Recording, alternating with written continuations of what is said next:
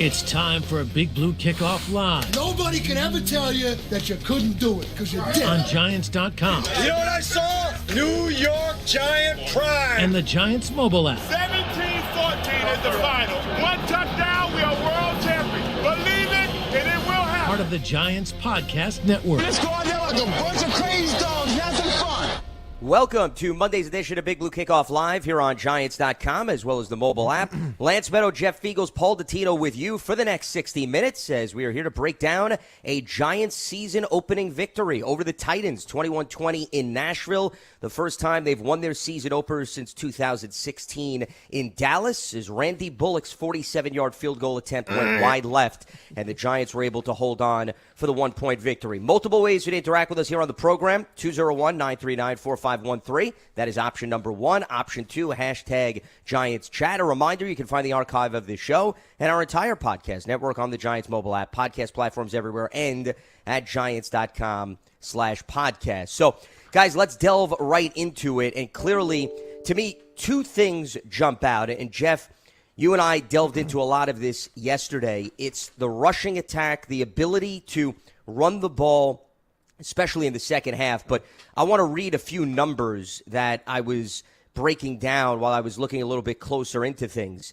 12 runs for 5 or more yards. 6 runs for 10 or more yards, and that's key because the Titans allowed the fewest of this kind in the NFL last season, 31 total. Just 2 of the 32 runs yielded negative yardage, and they had 9 runs in the red zone, all of which resulted in positive yardage. So it's not just Saquon Barkley, his totals and how impressive he looked and the explosive runs. It's overall, Jeff, their ability to get the tough yardage, grind it out, eat into the red zone, execute, and then most importantly, finish, which had been an area of issue for the last few seasons. A hat on a hat, right? I Yep. mean, you line up, you have any of the positions along that offensive line, you have your assignment, and they obviously switch once in a while because the fronts they try to lull you to sleep with one and then they move, but that is a nice job, and I think we all know that it's a lot easier to run block than it is to pass block in the National Football League. And if you had 5 offensive linemen sitting here asking you which one you want to do, they're going to say, I'll run block all day, right? So, but, you know, this is part of execution. This is part of practice. This is part of doing things the right way, and I think kudos to Bobby Johnson for, you know, really kind of putting this group together and getting them to be on the same page and, you know, going through the game plan. But we talked about this, Lance, all of us on this show, the ability for any team in the National Football League to be able to run the football. And this is going to be something that the Giants are going to build upon. Saquon obviously is not going to have close to 200 yards rushing a game, but the fact is that if you can be successful and both in the red zone and in the regular field at the running game, it's going to open up a lot of passing stuff for you too. So I think Daniel Jones will eventually, you know, he'll be comfortable with play action because of this running game. And Saquon, he took this team and put it on his shoulders yesterday and said, you know what, we're going to win this game. And it was sure nice to have the Giants 1-0 rather than 0-1 again, because you know when everybody starts talking, well, the chances of people making the playoffs when you start 0-1, that's what they're doing. They start like you said, it's like, oh my gosh, you know, the people are all now the Giants are 1-0, and now people are probably saying, what if they're going to be a home playoff game? Oh boy. Well, perspective is important. Yeah, exactly. Why, Long ways to go, but back to your point, Lance, I think that the running game certainly was a lot better than the passing game because they had problems with containing Mr. Simmons in the inside. He was a man, I'll tell you what, that guy is a heck of a football player. Yeah, an outstanding player. Quite the presence. There's no doubt about it. I mean, he filled up the stat sheet with 6 tackles, 2 sacks, 2 for loss, and 2 quarterback hits. But they were still able, despite that, to at least bounce back effectively in the second half. And, Jeff, to your point, the Chris Myrick touchdown was set up as a result of the Titans having to respect the Giants' run game. But the other side of the equation, Paul, is explosive plays. And that was also something that was not necessarily front and center over the last few seasons. Each of the 3 touchdowns that the Giants had a play for 33 more yards, and that, to me, was also a huge difference maker. Obviously, the bomb to Sterling Shepard, but this goes right back in a boomerang to what you just talked about with the running game just a second ago. and it refers to the 3 points that I really just badly wanted to make here this morning. I know we got to get to a lot of phone calls because fans are just itching at the. We still have time to go through the layers of the game. Well, No anyway, rush. but here's where it comes down to. Barkley playing like a rookie again, only now with more experience and even more fire in his belly, and he showed it yesterday because that was the rookie Saquon Barkley who burst onto the scene and really, ran havoc through defenses in this league. That's number one. The grit and determination that he ran with. I need to stress, folks, on the final game-winning drive of this game. Barkley gutted out a number of very short runs where people keep saying, oh, he's all or nothing. Yeah, he had 2 huge runs. But look at the final drive. The Giants had 9 runs on the winning drive of 12 plays and 73 yards. And Barkley had a handful of them that were for 7 yards or less, where they were dirty yards, including the 2-point conversion, where he plowed ahead and got the gritty yardage. Nothing spectacular, just fought and fought and fought. I think that is awesome. I think it's awesome that Daboll and Kafka, for all of their fanciness that we know about them and their passing game schematics, they knew that you had to run the ball, especially in this game, if you were going to come back and win it. And so they ran it 9 times on a 12-play, 73-yard drive. They told that offensive line, it's time to get down and dirty. Let's slug the big, bad heavyweight Titans in the mouth. And they played old school football. Because football 101, old school still wins. And that's what the Giants did on that final drive. Now, to your point, Lance, how about this? 2 of the explosive plays, and in fact, I even went a little bit further. Joshua Ezeudu, rookie left guard. Do you know, and I went back and I checked the film on this morning because I didn't see it all from being on the sideline yesterday. His 68-yard run by Barkley, the 5-yard touchdown run, the 33-yard dash, and the 2-point conversion. 4 of the biggest plays in the game. Ezeudu had a key block on all 4 plays. Rookie Joshua Ezeudu, get it straight, folks, NFL debut. He made 4 incredibly important blocks on 4 of the most important plays of the game. And remember, they were rotating the left guard spot early in the game with Bredesen and him flip-flopping. So that's tough, too, for a young guy when you're in and out of the lineup. You're not necessarily on for every single possession, every single drive. So he bounced back very nicely. Listen, it was a tale of 2 halves overall for the team. No doubt. It's not just the Ezeudu. I mean, everybody had a very sluggish first 2 quarters. They were shut out 13-0. You had penalties, the inability to finish drives, and little by little, they got their feet back underneath them, and they were able to grind it out. Because to me, a big turning point in this game, and Jeff, I brought this up to you yesterday, and this piggybacks off of Paul's point about the ability to run the football. They set themselves up to even have the luxury to run by forcing a pair of 3-and-outs to begin the second half.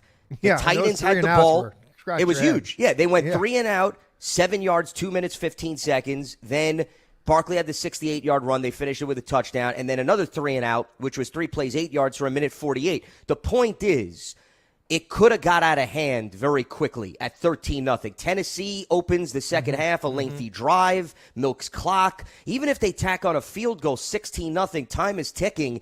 You don't have the ability to put together a 12-play monster drive that eats up a lot of clock. So the defense getting those 3-and-outs, and granted, listen, Tennessee, I thought, got a little too cute with Derrick Henry on the direct snap and then the rookie tight end on the end around. But, hey, you take the opportunities, you take the gifts, you got to capitalize, and the Giants deserve credit. They did. But that, to me, was key, Jeff, in keeping them in a game and allowing them to run.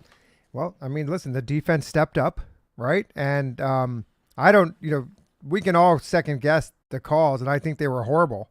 I mean, just give the ball to your 6'4", 250-yard back, 250-pound back, and to have them get 1 yard. These offensive coordinators, they totally out coached themselves.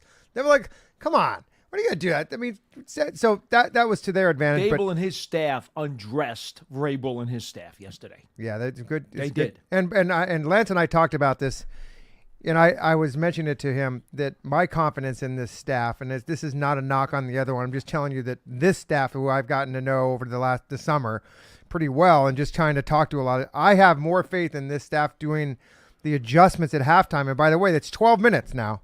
It's not a team meeting. You're not sitting in there an hour making these things. It's slight little adjustments. And by the way, those adjustments are being made as the game goes. And when you get a chance to get all the guys together inside, you can make some adjustments. I thought this is a tale of two halves. Well, you know what happens? The Giants went in, made some adjustments, to your point, Paul, and basically outcoached that other coaching staff on the other side. When we get a chance, I want to talk about special teams today at a certain point in this conversation, because there were some big plays and there were some things to be concerned about, and there was also some things to be excited about on the special teams part of it. So when we get a chance, we'll go there too. Final thought about the rush defense, Jihad Ward. Oh my God. Well, oh my God. Listen, I mean, they went big, right? Yeah. We talked about that. I kept saying, guys, Martindale's got to go big. He needs more beef and more power on that front line. All right, so they stuck Ward and his big fat butt right up on that front line and said, you worry about setting that edge. Now, he didn't get pass rush. Well, that's what he wasn't going to. He was there to stop the run. That's what he does. Yeah. And, man, there was one body slam on Henry. That was sweet. Yeah. I mean, I think Vince McMahon's going to be putting in a phone call. He just put him right He's a through very the physical turf. player. Very physical player. He hustles. He's pretty quick for a big guy. I mean, what is he, 200 and – he's close to 280, right? 285. Gee whiz. 285. And this is what Martindale's going to do, though, folks. Okay? Martindale is going to match up his schemes and his 11 against the other team's 11, knowing he didn't have his two-edge pass rushers against a team that's a heavy run offense. He said, you know what? We're just going to make sure that we got 4 or 5 guys up on the line almost every time, and Ward's going to be one of them. And it was really – it made so much sense. I don't know if you guys noticed this in the fourth quarter or not, but McKinney lined up on the line of scrimmage 3 times in a row and blitzed three plays in a row. 3 plays in a row. He was splitting on the outside, and he close to every single time almost got to the quarterback. They will need to get more pressure. Yeah. Well, they will get their more pressure when they get their 2 guys back. Right. Right. And that was one of the things about, talk about negatives yesterday. They didn't get enough pass rush on Tannehill. But, again, that wasn't the design. The design was to be stout against the run, throw enough of blitzes at the Titans to keep them honest, just enough to show them a bunch of stuff that would make them a little itchy and edgy. And, when the pass rushers are back in the lineup now, just think of the different styles of defense that Martindale's going to be able to play when he's got his full complement of players. Well, and I'll let you go to a second, Lance. Derrick Henry, a premier running back in this league. We know that, okay? The Giants hold him to 82 yards with a long of 18. I mean, they did one run more than 7 the entire day. That's it. And he ran for 1 first down. Right. That's it. Yep, they did a nice job containing him, and because he's a guy that can go crazy. 21 rushes for 82 yards. I mean, I'll take that out of Derrick Henry any day. I mean, to stop him. You know what I'm saying? Because he can be a game wrecker. He really can. And by the way, back to your point, Lance, when the Giants stopped on those 2 third downs, when you have a running back like Derrick Henry, you can eat clock. And you can eat clock a lot, making first downs. And so, kudos to the Giants defense for holding up on those 2 plays and being able to get the ball back for their offense. Well, and if you look at time of possession, it was just about a 3-minute difference, even really less than that. So that's a big reason why I don't think the gap was wide in favor of Tennessee, because in the second half, they weren't able to have those lengthy drives where they were able to get Henry to dictate the tone. He didn't damage the game, I think is the best way that I would describe it. I would argue, I think Dontrell Hilliard hurt the Giants much more so than Derrick Henry did, because Hilliard is a receiver who obviously had 2 touchdowns. He was far more of a killer in terms of the matchup with some of the linebackers out in open space. You just isolated the biggest Achilles heel that we saw yesterday. Yeah. The Giants' linebacker coverage. Well, they went after it. Crowder had a bust where he hesitated and looked inside and let the running back go free and clear for a touchdown, Hilliard. And obviously, Calitro got beat on a seam. It's just that simple. He just got beat on the seam into the end zone. The linebacker coverage of running backs coming out of the backfield for a team that uses that heavily in their attack is going to be something the Giants must adjust to somehow. Yeah, they exposed that. That was their game plan, is to go after those linebackers, and they did. And you got Christian McCaffrey out in coverage this coming week, just to give you a heads up. Well, might you see an extra DB in the game? No, you could, absolutely, because once again, Wink's going to mix and match based on the teams, but I'm just saying McCaffrey very different than Hilliard and Henry, I would argue, in terms of what he brings to the table. Tony Jefferson, who came up from the practice squad this weekend, maybe he winds up getting more snaps this week instead of one of the backers. You know, looking at the team stats from the game yesterday, kind of breaking them down a little bit, both teams were not very good on third down. I mean, the Giants were only 2 for 10, and the Giants held the Titans to 3 of 11. You know, and so you talk about extending drives and things like that on third downs. Neither of this team did a very good job. Obviously, the Giants were 0 for 1 on fourth down. Anything else? And Jeff, by the way, I don't mean to cut you off. The downs and distances were not overwhelming. That's the crazy part. Yeah. They were 7 downs for 7 yards or less out of the 10. That means they only faced 3 third downs for 10 yards or more. Manageable downs. I think what helped them overcome the issues on third down was going back to those explosive plays. Yeah. Because they didn't need to dink and dunk when you have a 68-yard run, a 33-yard run, and then, of course, the 65-yard touchdown to Shepard. It covers up some of the issues, to your point, that were exposed a bit on third down and the inefficiency there. Yeah, penalties are another one. And you know, penalties are, you can, like the Giants had 8 penalties for 45 yards. You're like, well, 45 yards, 8 penalties. But it's when they, like, we talk about this all the time. We've talked about this till the cows come home. It's not a matter of how many or how much yards they are. It's when they occur, right? Yep. And so, you know, you look at a couple of these on the Giants. There was, you know, Calitro had a holding call in the fourth quarter. You know, so really, Darnay Holmes had another holding. So those were 2 big 8 penalties in the game. Yeah. Including, by the way, illegal formation on the last kickoff, Jeff. Come well, on. Listen, the theory behind this, and this could change from each coaching staff, but Tom always used to say 3 on offense, 3 on defense, and 1 on special teams. That's 7 a game, right? That's what is kind of the norm. It's tough to go a game without penalties. You know that. Right. It happens. Somehow the Patriots always have no penalties in a game. Go figure. But my point is that, you know, 8, and it's when they come. It's not a matter of how many. It's how detrimental. Well, that's what Lance always says. Yeah, exactly. So, and I think the 2 of the 8 came at pretty big junctures in the game in the fourth quarter. On that last drive. Yeah. So, you know, and then, you know, we look at how many times we've sat in this big blue room with looking at each other going, how did the Giants, they lost on a 62-yard field goal. They lost on a 63-yard field goal. Well, they won on a missed 47-yard field goal yesterday. The law of average. The law of averages get there. And I don't know, Paul, Lance and I were talking about this yesterday. I don't know why teams put that much. I mean, 47 yards for an NFL kicker is not that big of a deal these days, but give the guy 5 more yards. You know, that kick's 5 yards closer. That's good. Yeah.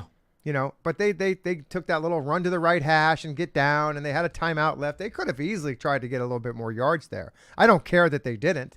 You know, but that would have been a wise game plan. It's funny, Jeff. Ryan Tannehill, I was listening to the opposing pressers. I always like to hear the opposite team. He was specifically asked by a member of the media. Oh, wow. What was the rationale in just sort of giving up? And I'm paraphrasing the point, and just trying to get it centered as opposed to your point, fighting for extra yardage. Tannehill's response was, and I'm not saying that this is creating friction in Tennessee, but he says, you're going to have to ask Vrabel about that. So he said, okay. No, all he basically said, no, he was insinuating that the direction Tannehill received from the sideline was, we're prioritizing centering the ball. We're not prioritizing picking up some additional yardage. And listen, sometimes it works out great. Sometimes it doesn't, which is another reason, not to get off topic, but one of the things I want to address before we open up the lines is the 2-point conversion. Brian Daboll mentioned he spoke to his team. They want to be aggressive. It worked out. It was fine. But here's the thing, guys. You still need your defense to get out on the field, whether you make the 2-point conversion or not. We heard and that I from think that guy, yeah. that gets lost in this conversation. Mm-hmm.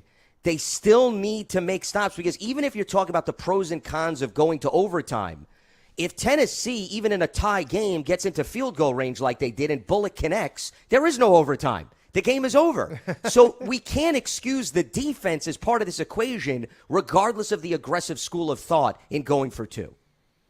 Yeah, I mean, I think that this is something that the Giants are going to be all season. I just feel like even if you coming into this game, you knew that Coach Dable is going to be aggressive. That's just the way he is. That's the way he plays the game. Sure. And so immediately when they scored that touchdown, in my mind, I'm thinking they're probably going to go for two here. Why not? What do you got to lose this year? You have nothing to lose this year. And obviously you play these games to win, but when you are handcuffed as far as salary cap and players and things like that, you can't expect to win as a fan. You got to have a little bit of, as a player, you're going in there trying to win every game. No question. But I feel like that was such a huge step, and I mentioned this to Lance yesterday, that, and Paul, you've been around this a long time, that what he did yesterday, that aggressiveness on that 2-point conversion, and even if they did not make it, galvanized the team. That was the final piece that put the stamp on it for the preseason, if you will. Even though there's a regular season, it all came together on that play. And man, I don't know if any of you guys go and look at the video of Coach Dable in the locker room afterwards. That is epic. And that just goes to show you how much these players like this coach. You see, here's what happens by going for that play. If the Giants fail, at least Dable has sent a message to the team that I believe in you and that I trust you. Now, if they don't convert, that's on them for not executing. Right. It's not on the coach for going. It's not on the coach. Yeah. It's on the players for not executing. And now it means the next time he needs to make a decision, he's going to second-guess himself because the players have not earned his trust to execute his wishes. Okay? But there is no negative to the coach by going for the 2-point conversion because that's on the players, not on him. If they make it, now not only do the players feel great that they've made the 2-point conversion and taken the lead, but now they have justified the coach's faith in them.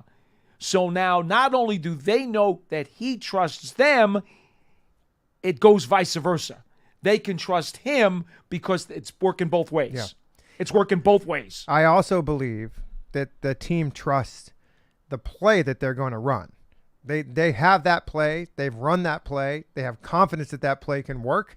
And if you go and look at some of the other teams around the league that run that play. Didn't that smell of the Kansas City Chiefs? Well, it was a Kansas City Chiefs. They stole Hello, that Mike play. Kafka. Yeah. Thank you very much. Yeah, they ran that to Tyreek. Yeah, it's there a little before. Shuffle pass. A little shuffle pass, and been a big part of their identity. 100%. So who cares? It's, the identity now is here. So they're going to run it. The Giants players need to execute it. It doesn't matter about the Chiefs at the end of the day. Yeah, and Bingo. and it's the way it's drawn up, and the way that. And remember, the Giants have been only running that play at this practice during the offseason and training camp.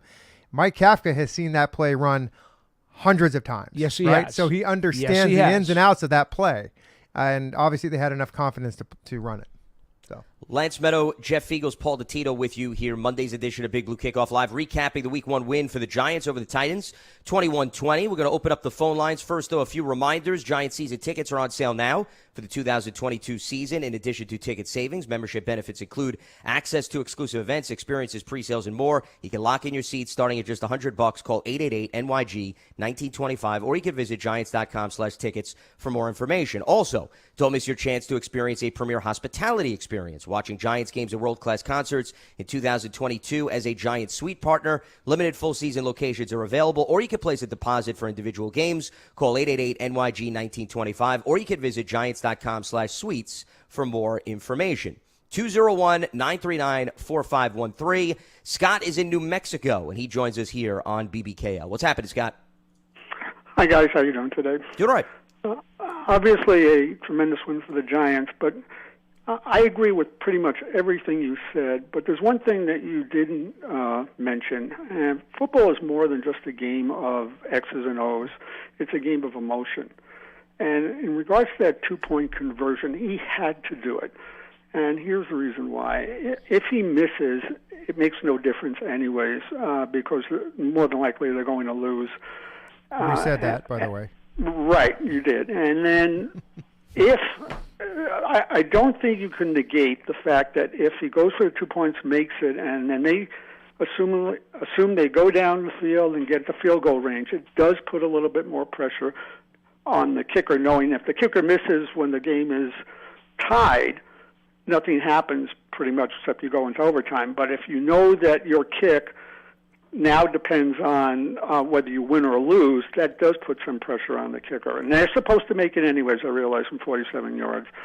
But that does put a little extra pressure on. So I think he had to do it no matter what. And I think it was a brilliant move to do for that 2-point conversion. The other thing that I wanted to address, I thought the offensive line in the beginning was lost. And I thought in the second half, for some reason or another, it sort of gelled a little bit more. Paul, you sort of addressed it with Zudu. And all the runs that Saquon Barkley normally would run right or left, he was going up the middle. And that's the one thing that they didn't have last year. They couldn't go up the middle. And for some reason, all his runs seem to be going in that direction. Glowinski, Feliciano, Ezeudu all showed mobility, all showed the ability to pull, all showed the ability to get out in front of the running back. And to Barkley's credit, he ran right behind him. He trusted them. Right. He saw the lane, and he took off and attacked. And that was the most impressive thing to me that they were able to do. And I had mentioned a couple of weeks ago that the offense not necessarily has to run through Daniel Jones. I thought it had to run through Saquon Barkley. And Daniel Jones had to just manage the game well until he got a little bit more proficient. One of the plays, obviously, after they got the punt back on the 10-yard line, he throws the interception. When he went back to the sideline in the press conference, Dable said that he was basically chewing out the coaches because it was supposed to be a back shoulder play. And looking at the game itself, he was chewing. There's no way anyone's going to tell me he wasn't chewing out Daniel Jones. And he was chewing him out rather effectively, I think. And Good. If you notice after that, Daniel Jones changed a little bit, and he did some of the things that I said they were going to do, which is he started to run the ball, control, running plays designed for him, which I think was important, and also he seemed to just get a handle and started playing the game a lot better, and I think he needed that. So when Brian Dable said he was chewing out the coaches, I don't believe it for a second. I think he was chewing out Daniel Jones, and he had to be chewed out, because, again, he had screwed up royally in that play. So I want to get your perspective, though, on the offensive line, and I'll take it off the air. The offensive line in the beginning looked terrible. Neal didn't look very good. They kept bringing in Bredesen, as you mentioned, and Ezeudu. I didn't think Feliciano played particularly well, especially on pass offense. But in the second half, something seemed to gel. And I know the running plays obviously heighten that, but also the pass play to Sterling Shepard. He was wide open on a mistake that the Tennessee Titans corner Fulton made. spun around. I mean, that's essentially what happened Right. on the play. So when he spun around, Shepard ran right by him. Right. But did you notice that the offensive line itself, and also before I get to that, I noticed that Ty Crowder, you were sort of blaming him for some of the pass coverage, but he was really good on the run, I thought, and also was Tamon Fox in a very limited role. I thought he played very well, and I hope he'll get some extra time. But the offensive line is the key, as we talked about last week. So did you see the improvement that you want to see from at least in the second half? Did they seem to gel both offensively in regards to the run and the pass? And I'll be glad to take your answers off the air, guys. All right, Scott. Appreciate the phone call. Well, I mean, I think, number one, Ezeudu getting more and more comfortable staying in the game, I think, helped immensely. You were talking about the pulling action, Paul. I mean, once again, you need to be on the same page with your fellow offensive linemen. When you go in and out of the lineup, it's hard to build chemistry that way, especially when it's your first NFL regular season game. So it's understandable that's going to take time. That's number one. Number two, what I wanted to piggyback off of is the point about Daniel Jones changing his mindset. In fairness, guys, after he threw the interception, on that 12-play drive, Paul, as you referenced, they ran the ball 9 times on the 12-play drive. So, I mean, Daniel didn't really throw the ball much of anything on that last possession. I don't know how much there is to evaluate in terms of his bouncing back with respect to his mindset. And Daniel actually spoke to the media after the game, and I thought Daniel Jones, when he was asked about what he talked to Brian Dable about, he said he was talking to him about what he saw in the play and why he made that throw. So Daniel was even up front and saying, I had a conversation with Brian Dable after the interception, and we were discussing what I saw and clearly what I can learn from that. So I don't know if Dable did specifically say that he was chewing out the coaching staff, but I remember Daniel Jones specifically admitting that he had a conversation with Dable after the interception on the sideline. Jones did admit that. Correct. Yeah. Yeah, and by the way, you guys know I played this a long time. If your coaches never chewed you out before, there's something wrong, because this is what they have to do. These are grown Part men. of the job. Yes, it's part of the job. It's it's right there. This is what's going to happen if you don't do what you're supposed to. You're going to get your butt reamed. Okay, you're going to be like, oh, you're going to get yelled at. You're going to be, and that's what happens. And you have to, because if nobody says anything, or you want to work through the solution, right? What'd you see? I saw this. This is what I saw. And by the way, we all know that Daniel Jones has been working on the back shoulder throw all off season. Okay, and it's something we have to work on it. But the problem I had with that throw, there was two things. Number one was the throw itself, and number two was Daniel Jones. He had Saquon the whole time was going to Saquon there, and so he looked at Bellinger first. But they were in the same proximity at the same time. They were on the right? left side. And he so, looked at him first, and then he looked out to the boundary. And I don't know why he decided that he had to go back shoulder throw on that. That to me is where he went awry. I think, and it's easy for us to be Monday morning quarterbacks here, but the situational football there is it's 3rd down and 7. Okay, it's 3rd and 7 at the 8-yard line. Yeah, get the field goal. Get the points. You're going to have to need them, right? You're going to need point. Don't turn the ball over in that. I was standing next to the end zone right there. It happened all in front of me. I'm thinking, Daniel, throw it to me and take the 3. Throw it to me and take the 3. You think you would have caught it? Yeah, that's the $1 million question. Would you have caught it? That's no, the bigger because my hands are full of my notes. Would you have dropped the notes and reacted on the spot? No, my notes are too valuable.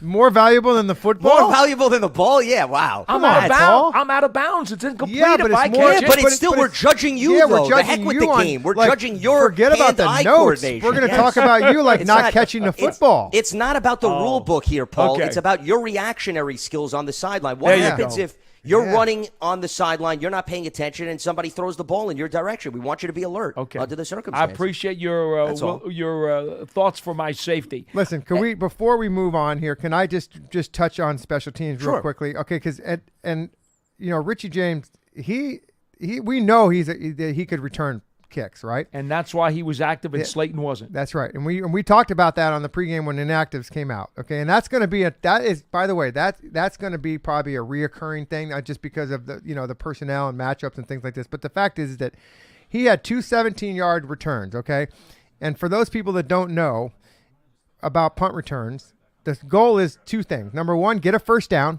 That's a 10-yard return, and give the ball back to the offense. Those are the 2 important things you want to do. 2 17-yard returns, and then he had another 22-yard return. Mm-hmm. Okay, and those were the highlights. Again, with the punt, the muff punt recovery, that was a huge play in the game. Pinnock. Yes, yep, another new guy, right? Then the downside of it was the big 46-yard punt return that they gave up. Breida got caught inside. Yeah. And you had many missed tackles on that play, too, by the way. 3. Yeah. The ball went in the wrong place. That's what happened. The whole team was going right, and the ball was kicked left. I'm just go back and look at it. Okay? Oh, see? Punter's eye. So I'm just telling you. So in here, that is a no for any punter that tells the team, I'm going right, and you rip it left. Because as you're running down, you think the ball's going right, and you're looking for the returner, and the returner's going over there, there's 2 things you're thinking. Heck, this is a heck of a bluff. Okay, because I'm trusting that the punter's going to go. And then all of a sudden, you see him running hard, and then you look up, and there you see the ball going there. You have to readjust your lanes. Okay. And the whole lane integrity gets thrown off. And that's why you have that punt like that. That's how guys get out of position. Yeah, and so, and by the way, that was on the first punt of the game. They recovered, though, after that. Yes, they did. Yeah. Please tell me you enjoyed Nick McLeod. Oh yeah. In fact, I told Lance without embarrassing myself that all these new guys that came in last week, you kind of don't know much about them. And next thing I know, I got this 44 McLeod guy running down, and I said to Lance, I'm like, wait a second, what? I don't have this guy on my roster. Where did this guy come from? What does he do? They brought him down from Buffalo, Yeah, no, right? absolutely. Picked him up on Yeah. waivers August 31st. Yeah. He makes 2 special teams tackles and forces a fair catch when he was right in the guy's windshield. Yeah. Well, that goes to show you. I that, think he's going to be one of the gunners this year. I think we found one. Well, I think at the very end of training camp, this is usually what happens, right? You get those back end players that are special team guys, and obviously you plucked one away from Buffalo. Breida's another one that was up in Buffalo that can play special teams. And guys, I've told you, whenever you want to know who you think's going to make this team in the last couple weeks of preseason, look at the punt team. I'm telling you, that's who your guys are. It's a dead giveaway. I'll say it again next year.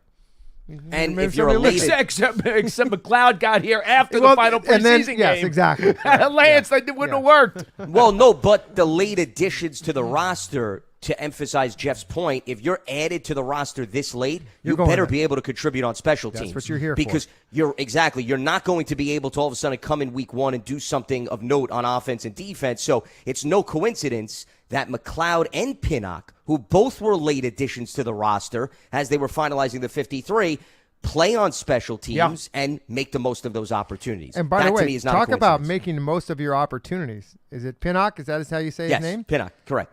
Jets, scrimmage, game. That's where the Giants saw this guy. That's how he got here. Well, I think the Buffalo people knew But about him my last point year, is too. that reinforced a little bit of, so talk about a player making the best of his ability and trying to do something. There you go. How shocked were you that Kreider had that bad snap? Well, I talked to him about that this morning, and he said that it's just it was a bad play. Wow. He's been so good. It happened. He told me that it's just I want to know. Now here's the thing about specialists, and I'm going to throw the snapper in there because he's a specialist, right? That's what he does. Sure. Yeah. There's a mental capacity at every one of these positions, punter, kicker, and snapper, that you have to be able to overcome when something like that happens. It's not easy, okay? And Casey's a veteran. He's been there before. And I asked him, I said, so what was your mental state of mind when that happened? Because I've been there. I've dropped a snap on punts. I've dropped a snap on field goals. It's not easy to get that out of your head. And I said, what did you do? He says, you know what? I just said, I chalked it up as I've had hundreds and hundreds of good ones. You're going to once in a while have a bad one, right? And it's the truth. Unfortunately, it happened in a game. Sometimes it happens in practice. Those are the good ones. Those don't really count. But you like those. Yeah. But he told me, he says, I just persevered through it, and I knew that I'm here for a reason, and I'm good at what I do. I have a Pro Bowl. And he just went right back to it, and I think he's going to be fine. Good for him. Yeah. So, anyway. Lance Meadow, Paul DeTito, Jeff Fiegels with you here. Monday's edition of Big Blue Kickoff Live. Going over the ins and outs of the 21-20 win for the Giants over the Titans. Let's head back to the lines. Ralph is in Florida, and he joins us. What's happening, Ralph? Hey, guys. How you doing? Just excited. Great win. Lance, this is for you, and Paulie, that's for you, too, because you guys always talk about these things a lot of people don't cover. The hidden yardage in a game that makes a difference. I mean, that challenge by Brian Dable's staff, on that knee down that brought the Titans back 10 yards, that's huge. A lot of people won't think about it being huge, but think about it. That was the reason that they didn't get, they were all the way back there, and they were able to stop them on 3rd and 1 and get Richie James to get that 25-yard punt return, 22-yard punt return to start the drive. Like, if he doesn't, even if he gets that first down, you're thinking they could pin the Giants deep and put them in between the 10-yard line. You know what I'm saying? So that little challenge, a lot of people go, oh, that's nothing. It's 8 yards. 8 yards is huge, though, in games like this, And second of all, like, I thought Gillen had a great game punting, except for, like, when, Jeff, you always point those things out, and nobody knows the ball's supposed to go to the right. He kicks it to the left, things like that. You're like, okay, now you understand why the punt team didn't cover. But the booming kicks he was kicking, I mean, he was pinned him in under the 20-yard line, I think, 3 times. I think he had a big game. And, for all said and done, yeah, Lance, you're right about Daniel Jones, that the last drive, he really didn't make. He made a great throw on 2nd down to Richie James to get 10 yards. I mean, he made the crucial run on fourth down and keep the drive going. So again, even though he didn't throw the ball and he made the bad interception to stay in the game, to keep his head in the game after all he's been through, all the criticism he gets and everything, and he knew the spotlight was going to be on that after the interception. He kept his head in the game and drove his team down and made a great ball fake on that second down to throw the touchdown. I mean, let's give some credit where credit's due too with Daniel Jones. He only missed 4 passes, and the Richie James pass should have been caught on the third down. That was a hell of a throw, I thought, under pressure. Threw it right to Richie James, and Richie James he rolled around and lost the ball. Yeah, and but he threw a great throw. I thought he made a great throw on that It play. was. Sure. In coverage, and let's give the kid credit. It's his first game under the new, preseason and all that, but this is the first game under Dabo and Kafka against a good defense, a second-ranked defense against the run, and a good, solid defense with an offensive line with a left guard. And Paul and Jeff, you guys always say it, one guy doesn't do his job, and the whole play's gone. That left guard position in the beginning of the game was getting destroyed. Azuda came back big, but he was getting destroyed. When Jeffrey Simmons blew by him for the strip sack, he got destroyed.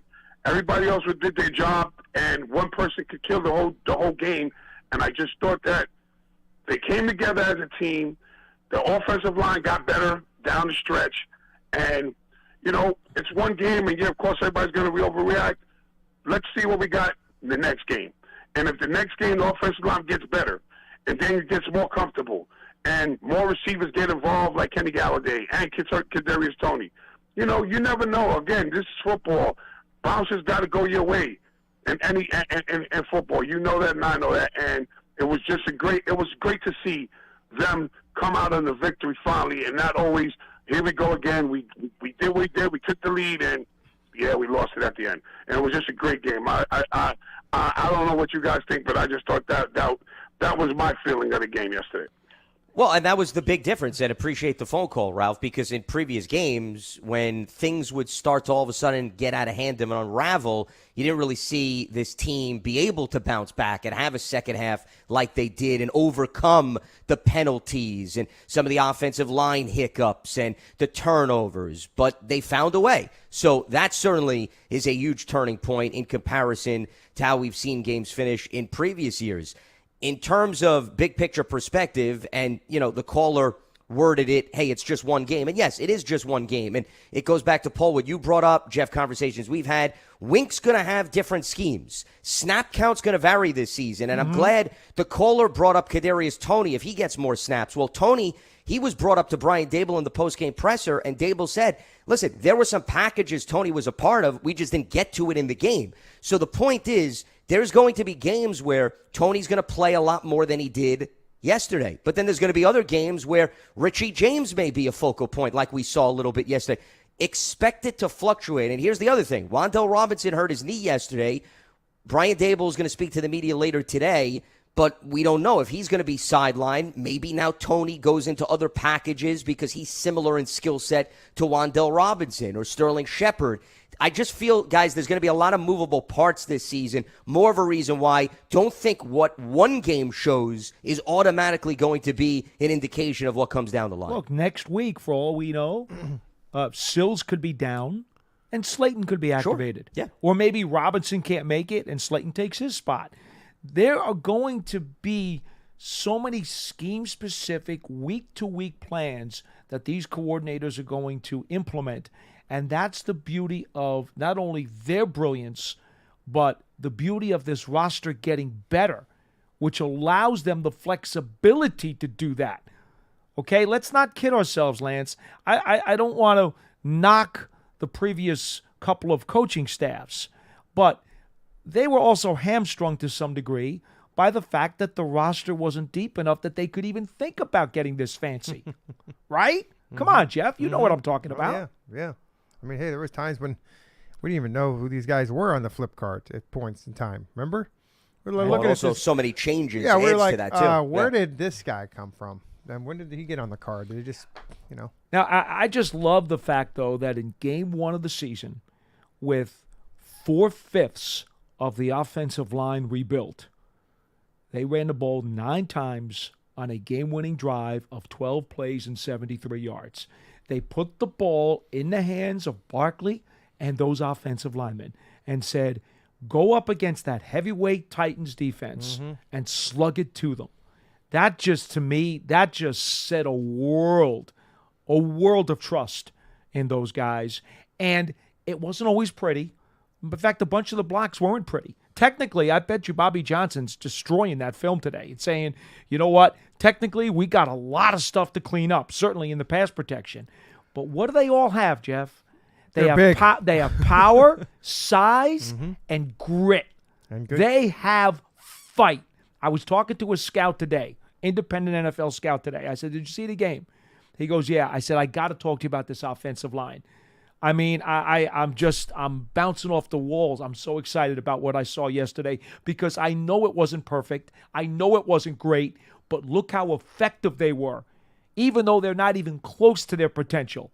And he said, man, I haven't seen the Giants' offensive line fight like that since the days of Snee and Deal and Richie Soyber. Well, the other thing, too, is that we're not talking about a team that won 2 games last year. We're talking about a team that won 12 games. And it was, their defense, their front seven is as good as it gets, especially their front four. I mean, my God, Landry wasn't even in there, and they're still pretty darn good, right? This was a game that the Giants beat a very formidable opponent, and I think that goes well. And I think that offensive line has a lot to build upon. We know that it's not perfect; it's never going to be, but. And every film breakdown is always looking at the negative. The coaches will try to point out as much positive as they can, but meetings are usually negative because they're trying to fix things, right? And reinforce things. Yeah. And so I think that when you're in those meetings, and by the way, if you do not have thick skin in the NFL, then you're not gonna last. So that's my point with Daniel Jones. Daniel Jones is a big boy. He can handle it, okay? And by the way, he plays one of the hardest positions in sports, and he's gonna get criticism from his coach, the staff, and even the fans and everybody. So that's what makes a quarterback, the good ones, even more special, is that they can handle criticism and then go and correct what they're getting criticized for on the sideline. Comes with the territory, essentially. It has to do. Yeah. And by the way, if you're a quarterback that comes from college, you never got yelled at, you're in for a rude awakening. And by the way, I think a lot of people, if you went up to Buffalo and said, hey, by the way, can you tell me what Brian Daboll is? How's he on the sideline, or how's he at practice? They're probably going to say, oh, he's a great guy, until he gets mad at you. Yeah, of course. And sure enough, you saw it at yesterday's game. I saw it at practice many times. I mean, I'm sure you did too. So. Unleash the fire. Yeah. I'll say something that I said on a different show, and I'm going to mention it here this morning. I might as well. The Giants players have more give and take with this head coach than they've had since Tom Coughlin. Mm-hmm. Okay, it's just that simple. Mm-hmm. They did not have as much of an open door give and take relationship with Shermer or Judge or McAdoo. And I'm not shooting arrows in those guys' backs. I'm simply saying it's philosophy that this coach has a much better give and take, open door relationship with his players. And you saw that because Jones didn't cower when Daboll came over and asked him about that throw. It was there in front of the whole world to see. Daboll went over, did what he had to do. Jones took it like a man, did what he had to do, and everybody moved on. There was no embarrassment. There was no showing a guy up. It's just we're doing business. Yeah. That's it. Well, I think that's common too, by the way. Oh, after an interception, tons of guys, even goodness. the veterans who have many more years than Daniel Jones, have conversations with their OCs and head coaches after mistakes. Have you ever been on the sideline with Michael Strahan before? I mean, he wouldn't yell much at the coaches, but he would yell at his teammates because they're not doing what they're supposed to do, right? And I think that. It just comes with the territory. Believe it, and it will happen. Yeah, believe it will happen. Well, that wasn't yelling, though, at a teammate. That was encouragement. Yeah. That was definitely encouragement, But, it happens in the game, and I think that one thing that if you're a coach and you have guys out on the field, and this kind of goes back to what he was saying, Coach Daboll was saying in the locker room when they presented him with the 2 game balls. He's like, this is great, but I don't play the game. So, don't give me a game ball. I appreciate that. But, I don't play the game like you guys. I don't get hit. I don't do all that kind of stuff. If you're a coach and you're listening to your players who are in the game, by the way, they're closest to the ball. They're closest to the action. why wouldn't you listen to those guys when they come to you and say, hey, coach, what about this? Or, hey, coach, what about that? Unless you're an idiot and you just say, you know what, this is the way I'm going to do it. But that just goes to show you that's good coaching if you have an open door policy, both in the game and outside the game. Because there's a lot of things that go on in this building when you have 53 guys and a 16-man or whatever it is, practice squad. You got a lot of guys, a lot of humans, if you will, that have different takes on the game and different philosophies on how you're going to do things. Not every player agrees with the coach 100%. We call it coach talk, right? Oh, it's just coach talk. And in one ear and out the other, but it can't always be that way. You got to listen to some of the coaches because, by the way, they're probably studying tape way more than you are, and they understand your opponent a little bit better than you do too most of the time.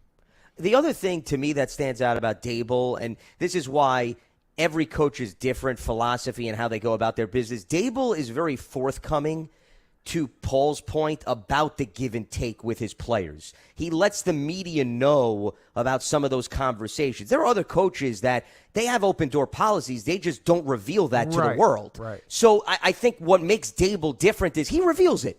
Dable doesn't hide it. He tells you, I went over on the sideline. I had this conversation with these guys. I asked them how they feel. Other coaches have those conversations, but they feel it's not anybody else's business to let you know what they're talking about, whether it be behind closed doors or on the sideline. So I think Dable's just confident. He's very open in terms of his give and take. Other guys just may not give that aura off. That's the way that I view it, with respect to him. Yeah, that works. Sounds fair. Yeah. Let's reopen up the phone lines. Big is in New Jersey, and he joins us. What's happening, Big? Hey, what's going on? Hello, gentlemen.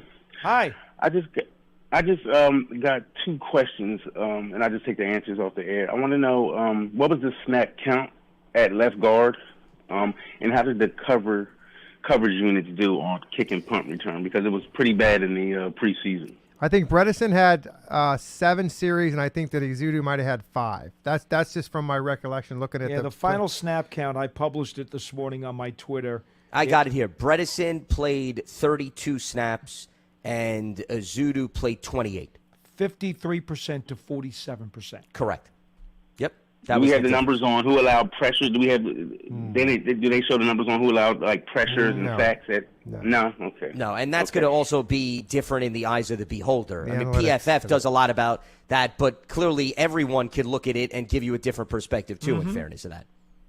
So, from the eyes of the beholder, in your eyes, who do you think had the better overall performance? Well, I think Izudu got stronger as the game went along. I think that was evident. I didn't get a chance to watch the game. I'm sorry, I was at work. So I just wanted to. Okay. Well, they had him on. They had him in there on the winning drive. Yeah, so. Correct. And again, Izudu had a key block on each of the big 5 Barkley plays. So you can't ignore that. There's no doubt that Jeffrey Simmons is a beast.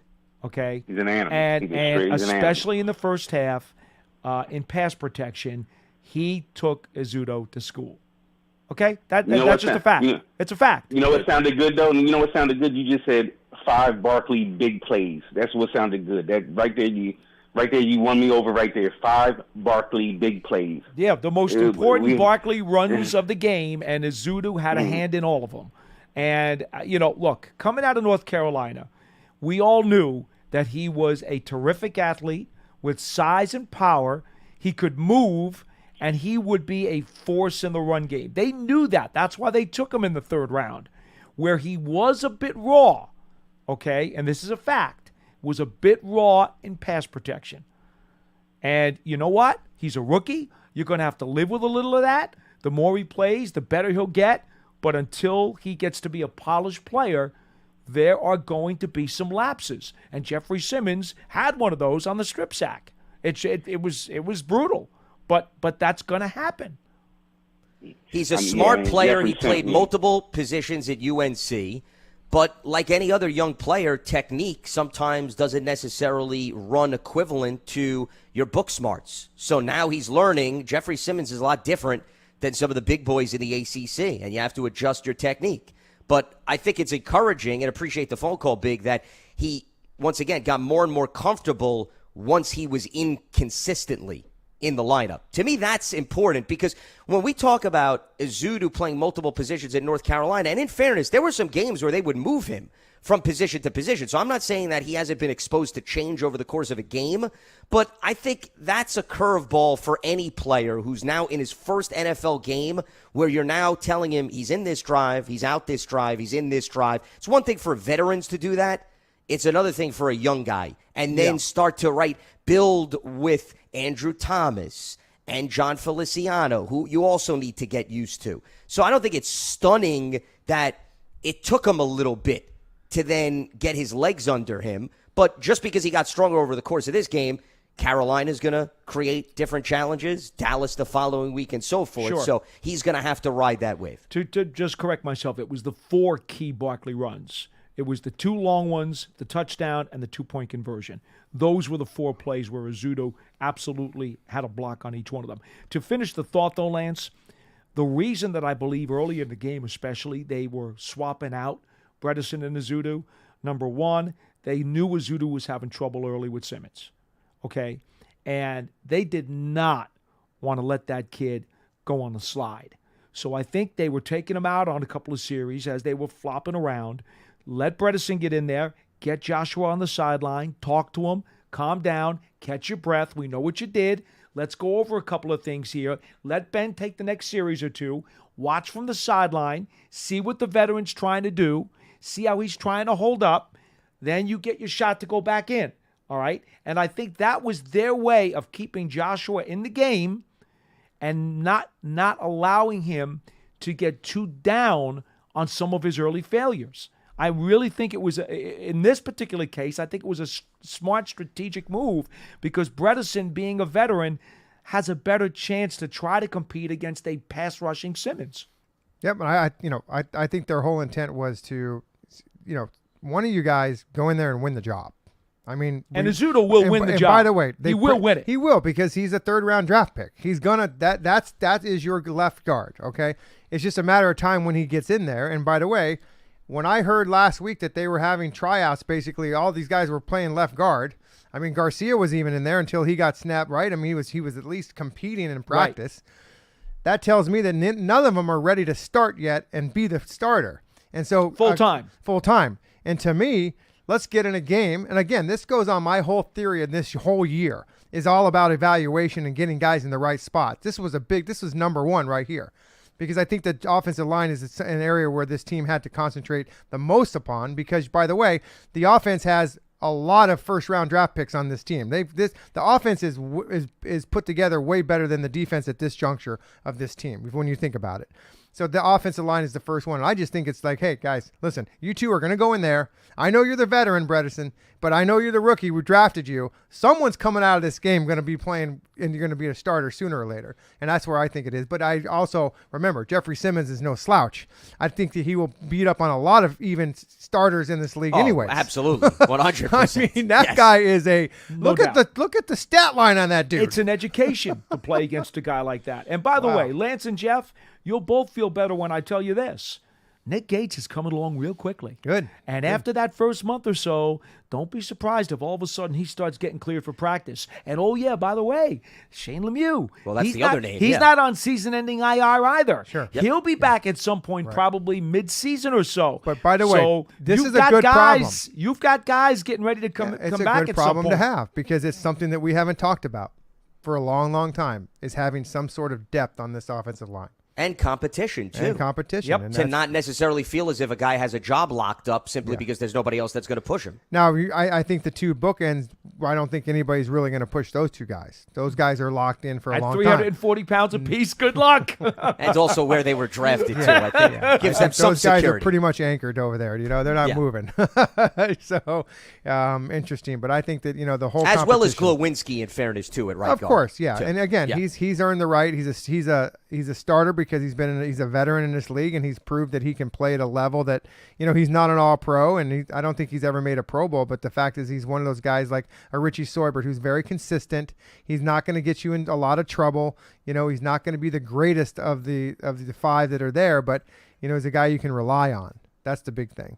And relying on players in today's world is important because you in this league, it's just winning games is such a small margin sometimes, and when you got players you can rely on, it's important that you can you can trust those guys, and that's going to win you some football games. So a big win for the Giants, Big win. rallying past the Titans 21-20. Do you want to add something? No, I just said big Okay. win. Yeah, on the road against a 12-5 team from last year.